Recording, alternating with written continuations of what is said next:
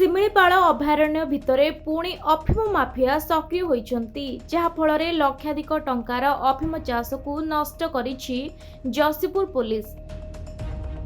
କିଛି ଦିନ ପୂର୍ବରୁ ଠାକୁରମୁଣ୍ଡା ପୋଲିସ ଓ ଅବକାରୀ ବିଭାଗ ଦ୍ୱାରା ଶିମିଳିପାଳ ଅଭୟାରଣ୍ୟ ଭିତରେ ଚାଲିଥିବା କୋଟି କୋଟି ଟଙ୍କାର ଅଫିମ ଚାଷ ନଷ୍ଟ କରାଯାଇଥିବା ବେଳେ ଶନିବାର ପୁଣି ଅଫିମ ଚାଷ ନଷ୍ଟ କରିଛି ଯଶୀପୁର ପୋଲିସ।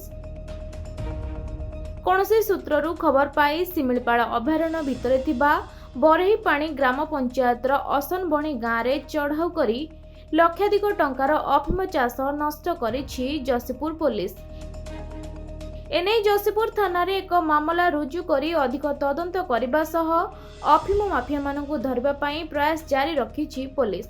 ତେବେ ବନ ବିଭାଗର ନାକ ତଳେ ଏହି ଅଫିମ ଚାଷ ଚାଲିଥିବା ବେଳେ ବନ ବିଭାଗର ଅଧିକାରୀମାନେ ଏହାର ଟେର ପାଉନାହାନ୍ତି, ଯାହା ଏବେ ଚର୍ଚ୍ଚାର ବିଷୟ ପାଲଟିଛି। ମୟୂରଭଞ୍ଜରୁ ପ୍ରଦୀପ୍ତ ହୋତାଙ୍କ ରିପୋର୍ଟ, ଖବର ଓଡ଼ିଶା।